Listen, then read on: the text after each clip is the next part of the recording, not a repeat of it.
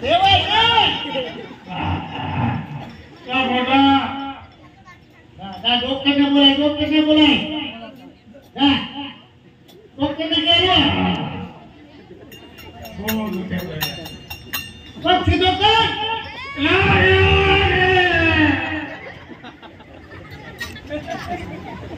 બસ સીધો કર